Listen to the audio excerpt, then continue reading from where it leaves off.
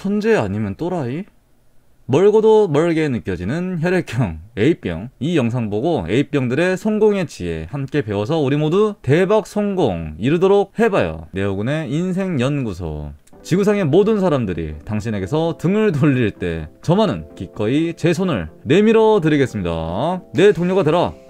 네오군입니다. 네, 어색하고요. 오늘은 정말 이례적이게도 그냥 깜빡이 없이 바로 들어가겠습니다. 네, A병들이 성공할 수밖에 없는 이유. 첫 번째, 신중하고 의심 많은 성격. 요즘 시대에 참으로 사기꾼 새끼들이 많은데요, 전에도 말씀드렸듯이 신중하고 의심이 많다고 나쁜 거 아니에요.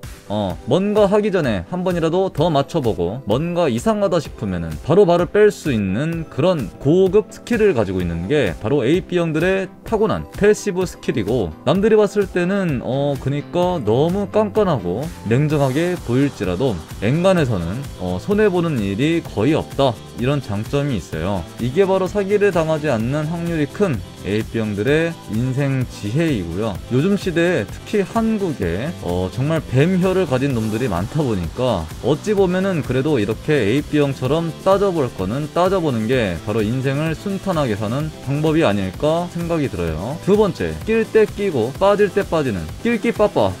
낄끼빠빠 성격. 이게 바로 낄끼빠빠 이 말 누가 만들었어 이거? 천재적인데? 이런 낄끼빠빠, 죄송합니다. 낄끼빠빠 스킬 참 천재적이지.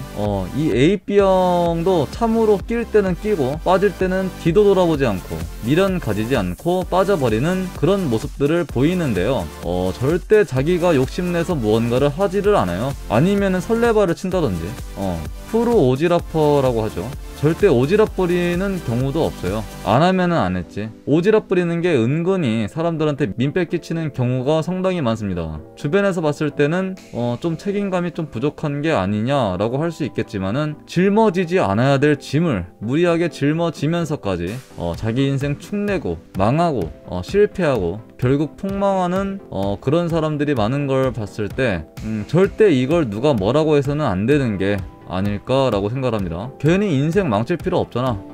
짊어지지 않아야 될 짐을 짊어지는 것도 욕심이라고 생각을 해요, 일종의. 그렇게 잘못 발을 내딛었다가 골로 가는 것보다 자신이 할 수 있는 정도로만 하고, 혹은 굳이 나서지 않아서 일을 긁어부스러 만들지 않는 그런 지혜를 배울 수 있는 것 같아요, 개인적인 생각이지만. 세 번째, 비판적이고 날카롭게 타고난 천재적 두뇌. 예전에 제 사수가 A병이었는데 그 악명 높다는 극 디테일파 A병이었습니다. 정말 무덤으로 갈 뻔했어요.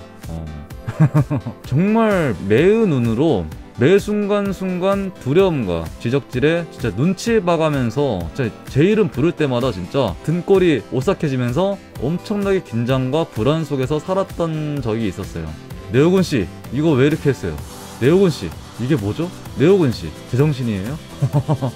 좀 약간 과장을 좀 하긴 했는데 좀 무섭더라고요, 제 이름 부를 때마다. 어쨌든 이게 아랫사람이나 주변 사람에게는 진짜 곤욕인 건데, 사실은 회사 입장에서는 땡큐죠.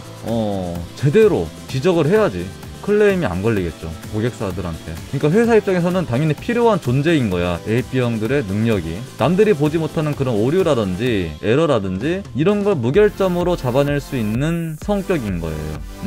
자신도 모르게 보이는 거야.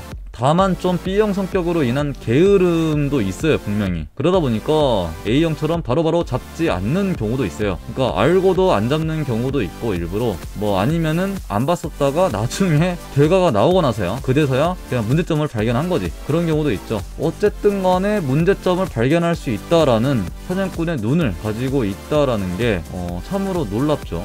저같이 디테일이 좀 부족한 O형들은 배워야 되지 않을까, 그런 개인적인 생각을 하고 있고요. 네 번째, 힘을 숨길 줄 아는 은둔고수. 전 최근에 바람의 검심 영화를 봤는데요, 정말 수작이더라고요.